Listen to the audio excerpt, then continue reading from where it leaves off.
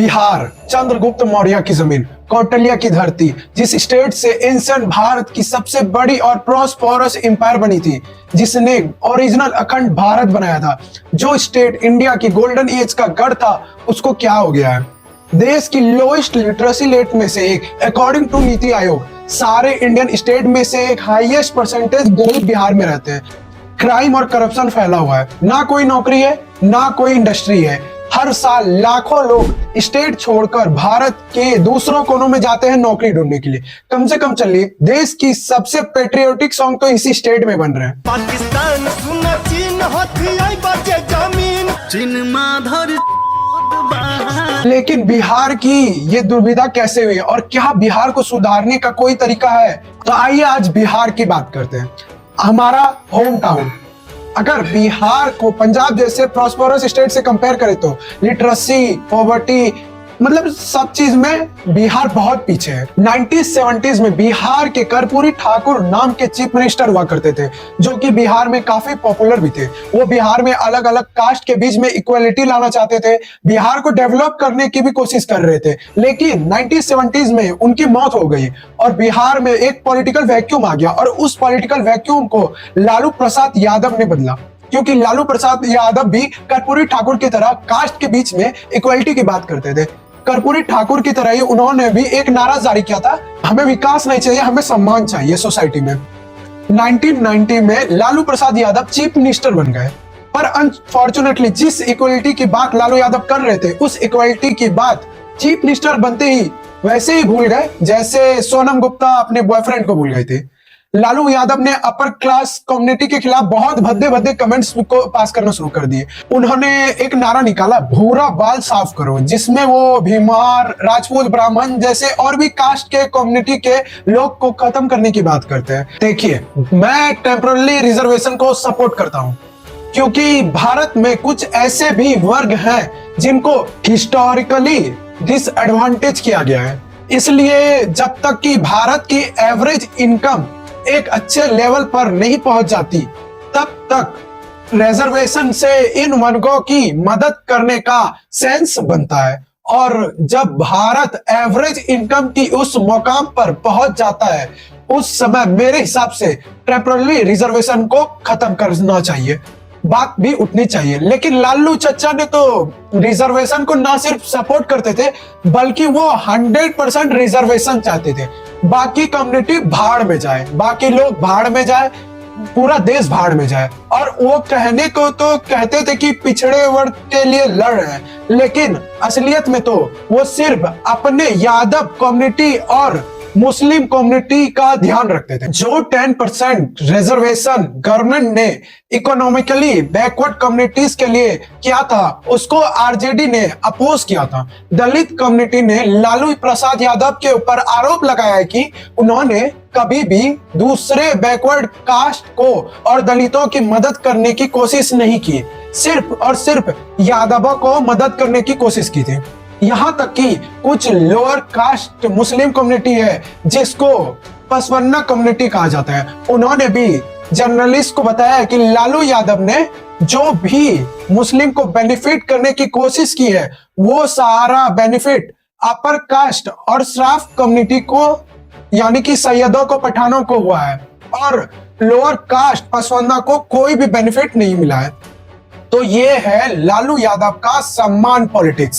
Schedule caste को और lower caste को, मुसलमानों को छोटी गंगा बहकर नाले में कूदा दे। और लालू जी जिस चीज के लिए सबसे ज्यादा फेमस है, वो है बिहार में जंगल राज का कल्चर क्रिएट करने के लिए।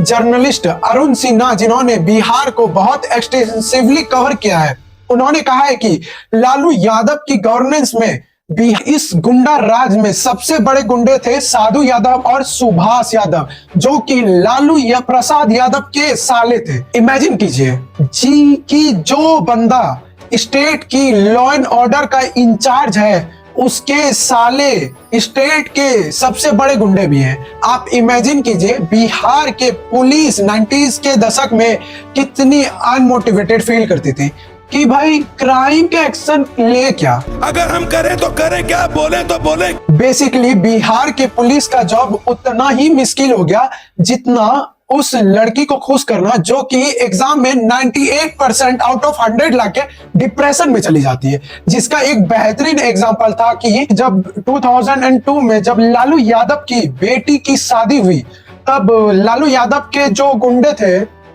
उन्होंने पटना के कार डीलर, बिजनेसमैन और मैन्युफैक्चरर, ज्वेलर्स से जबरदस्ती लग्जरी घड़ियां, गाड़ी, फर्नीचर और बहुत सारा सामान लूटा।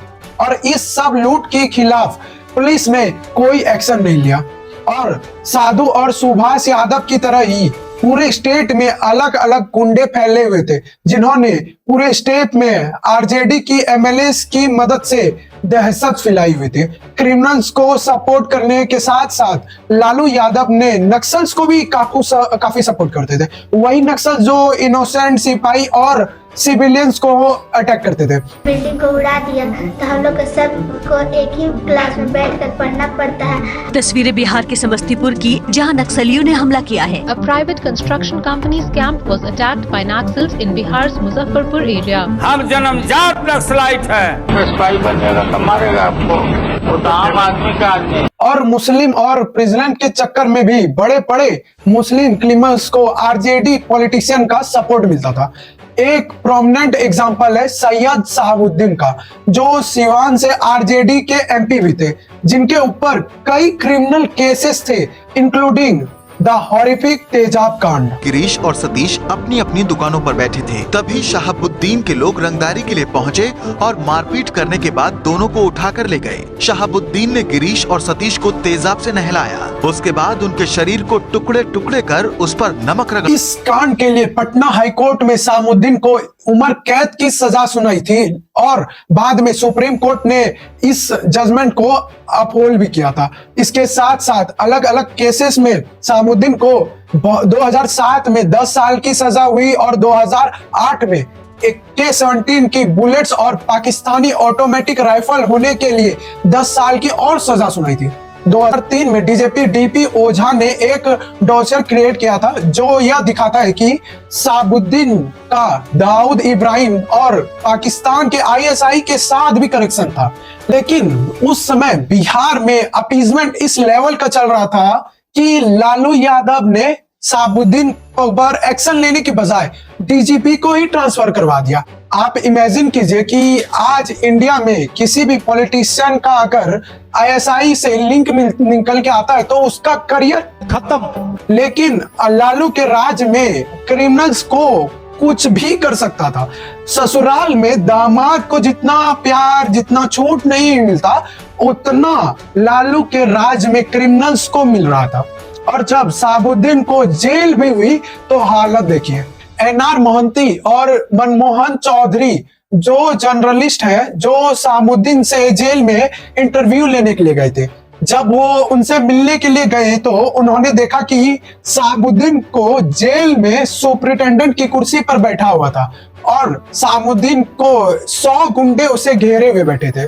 और इतनी बुरी हालत हो रखी थी कि 1997 में पटना हाईकोर्ट ने भी कहा कि बिहार की गवर्नमेंट में लॉ एंड ऑर्डर का कोई कंट्रोल ही नहीं है, बल्कि इसको पूरी गवर्नमेंट को सिर्फ और सिर्फ गुंडे और गैंगस्टर चला रहे हैं। और देखिए, जहां क्राइम है तो वहां करप्शन तो होगा ही। क्राइम और करप्शन का में तो जय वीरू का रिलेशनशिप है। बिहार में तो इतने सारे घोटाले हुए थे कि सबको गिनाने बैठूंगा तो सुबह हो जाएगी। लेकिन सबसे बड़े वाले को तो आप जानते ही होंगे, जो लालू प्रसाद यादव के नाम पर चारा घोटाला हुआ था। टोटल स्कैम था 950 करोड़ रुपए का, ये चारा घोटाला स्कैम। सैंड माइनिंग के माफिया का भी बहुत करप्शन के केसेस हैं, जिसमें से आरजेडी के एमएलएस का भी नाम आता है। लालू यादव के बेटे तेज प्रताप यादव के ऊपर भी सॉइल स्कैम का केस लगा हुआ है। और अनफॉर्चुनेटली इस जंगल राज के इफेक्ट लिया हुआ है कि बिहार की पूरी रेपुटेशन एक क्रिमिनल स्टेट का बन गया है। लालू के राज में बिहार की प्रोडक्टिविटी देश के सभी स्टेट में से कंपैरेटिवली सबसे कम थी। बिहार के साथ एक और बड़ी प्रॉब्लम ये थी कि अनडिवाइडेड बिहार ने काफी रिसोर्सेस खर्च किए थे सदर्न बिहार में इंडस्ट्रियलाइजेशन और डेवलपमेंट करने के लिए। लेकिन 2000 में जब सदर्न बिहार कट के झारखंड में हो गया तो असली बिहार रह गया नॉर्थ वाला, उसके हाथ में कुछ बचा ही नहीं। लेकिन 2005 में नीतीश कुमार एक रे ऑफ होप की तरह निकले थे। नीतीश ने कैंपेन लड़ा यह कहकर कि हम गुड गवर्नेंस करेंगे, क्राइम और करप्शन को पूरी तरह से खत्म करेंगे, और इलेक्ट होने के बाद उन्होंने उस पर कुछ एक्शन भी लिया। फास्ट ट्रैक कोर्ट से क्रिमिनल्स का कनेक्शन शुरू हुआ और आर्म्स एक्ट भी लगाया गया, जिसके थ्रू बहुत सारे क्रिमिनल्स जेल में भी गए, और जो क्रिमिनल्स को ओपनली हाथ में बंदूक लेकर सड़कों पर घुमा करते थे वो भी खत्म हुआ। किडनैपिंग के केसेस भी कम हुए, मर्डर 18% कम हुआ, और जो डकैती खुल्लम खुल्ली हुआ करती थी वो भी ऑलमोस्ट 70% खत्म हुआ। लेकिन नीतीश कुमार का राज भी एक तरह से एक फॉल्स डाउन साबित हुआ, क्योंकि जो बिहार का इकोनॉमिक पोटेंशियल है, अनफॉर्चुनेटली नीतीश कुमार के राज में भी बिहार उस पोटेंशियल को मीट नहीं कर पाया। एक समय पे बिहार देश का 22% शुगर प्रोड्यूस किया करता था, और आज सिर्फ और सिर्फ 2% करता है। नीतीश कुमार बिहार डेवलप इसलिए नहीं हो पा रहा क्योंकि बिहार एक लैंड लॉक स्टेट है। लेकिन ये तो कोई एक रीजन नहीं हुआ यार, पंजाब, हरियाणा और राजस्थान भी तो लैंड लॉक स्टेट है, वो तो डेवलप हो रहा है। पंजाब और हरियाणा जैसे और भी कई सारे स्टेट्स हैं जो कि लैंडलॉक्ड होने के बावजूद कंपनीज की पहली पसंद बने हुए हैं। राजस्थान सरसों, राई, बाजरा और ऊन का सबसे बड़ा उत्पादक है, तो वहीं दूध व मसालों का इंडिया में सेकंड लार्जेस्ट। साथ ही यहाँ अलग अलग तरह के 40,000 से भी ज्यादा इंडस्ट्रीज हैं, जिनमें टेक्सटाइल, सीमेंट, सेरेमिक और ऑटो जैसे कई सारे उद्योग शामिल हैं। अब हरियाणा की बात करें तो यह राज्य सालों से ऑटोमोबाइल मैन्युफैक्चरिंग का हब बना हुआ है और IT के फील्ड में भी इसने काफी तेजी से ग्रो किया है। और दोस्तों वहीं अगर हम बात करें पंजाब की, तो वो गेहूं का सेकंड लार्जेस्ट प्रोड्यूसर तो है ही, लेकिन यहाँ IT companies, leather work, semiconductors और स्पोर्टिंग गुड्स जैसे सेक्टर्स भी दिखाई देते हैं। लोग कहेंगे कि पंजाब यार इतना फर्टाइल है इसीलिए इतने क्रॉप्स प्रोड्यूस करता है, लेकिन बिहार भी तो कम फर्टाइल है नहीं। बिहार में 21% नदियां बहती है। यह नदियां बिहार में एल्यूवियल सॉइल डिपॉजिट करती है, जो क्रॉप्स के लिए सबसे बेस्ट सॉइल माना जाता है, और बिहार का 50% लैंड को कवर करता है। अधिक वर्षा होने के कारण मृदा में अधिक नमी हो जाती है और ये उपजाऊ हो जाती है। यह मृदा मुख्य रूप से धान, गन्ने आदि के लिए अनुकूल होती है। तो ये तो कोई एक्सक्यूज नहीं हुआ बिहार की एग्रीकल्चर में, लेकिन एक बड़ा प्रॉब्लम ये भी है जो कि पंजाब के पास नहीं है। बिहार की जो लैंड होल्डिंग्स है वो बहुत छोटी है। बिहार भारत का 3% है लैंड लॉट्स का, लेकिन ऑलमोस्ट 10% पॉपुलेशन है उस 3% लैंड मास में रहती है। 2050-2060 में एवरेज लैंड होल्डिंग्स जो पंजाब की है वो बिहार से 7 गुना ज्यादा है।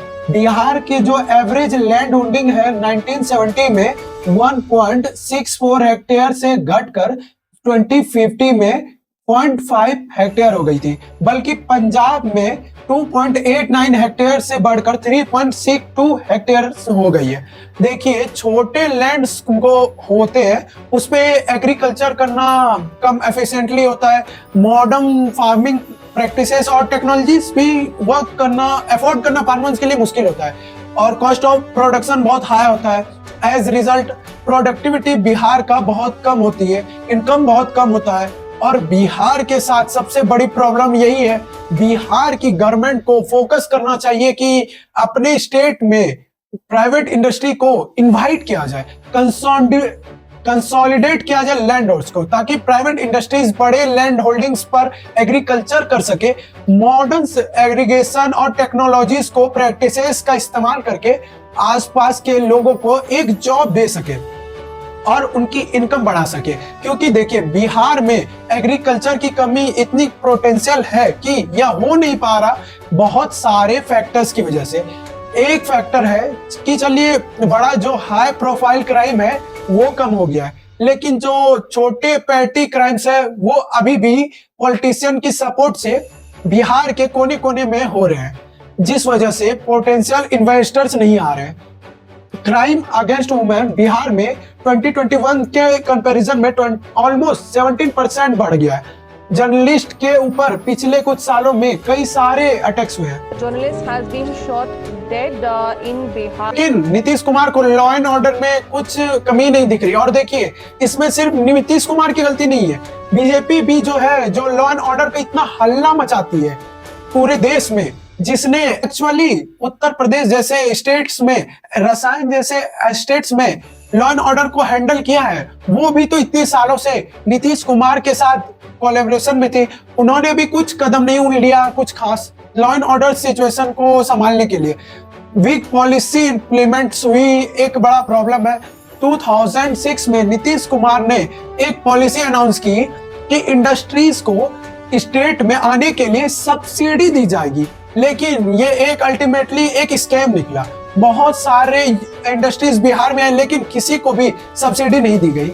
कई बिजनेसेस ने बिहार के गवर्नमेंट के ऊपर केस ठोका और कोलकाता हाई कोर्ट ने फिर गवर्नमेंट को ऑर्डर भी दिया कि भैया इनके बिजनेसेस को सब्सिडी दो। एक और चीज है जो इन्वेस्टर्स को इंटाइज करता है आपके स्टेट में कि भाई आपके स्टेट का इंफ्रास्ट्रक्चर कैसा है, और नीतीश कुमार को पिछले 15-20 सालों में इंफ्रास्ट्रक्चर पर बिल्कुल भी ध्यान नहीं दिया।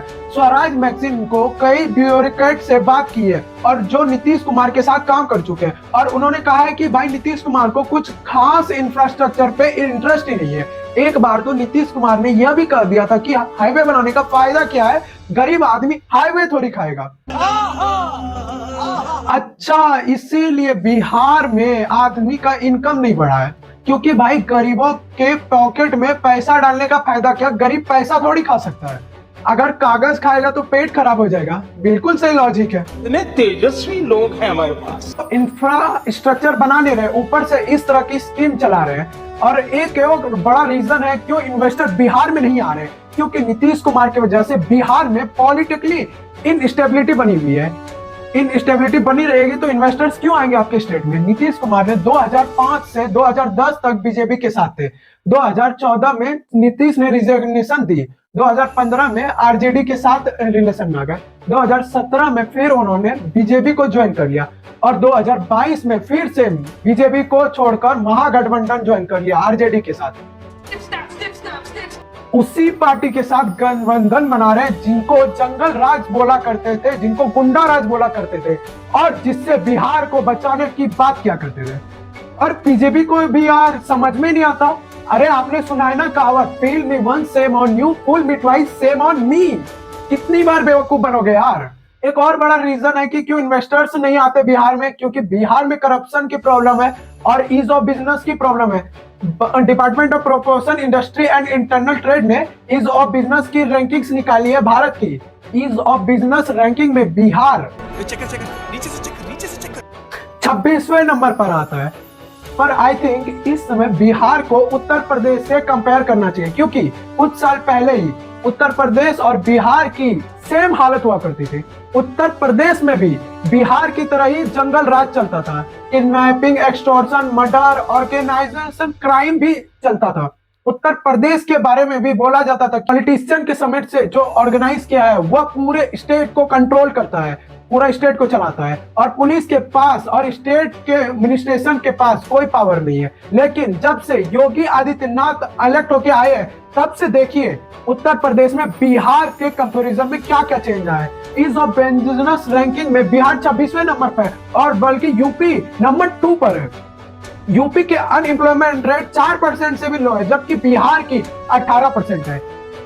योगी एडमिनिस्ट्रेशन में जो ऑर्गेनाइज माफिया थे, चाहे विकास दुबे हो, आतिफ अहमद हो, इन सब लोगों को सजाया किया है। नीतीश कुमार को देख लीजिए, जिन गुंडों के खिलाफ कैंपेन करके इन्होंने गवर्नमेंट बनाया है, उसी आरजेडी के साथ महागठबंधन करके बैठे हैं।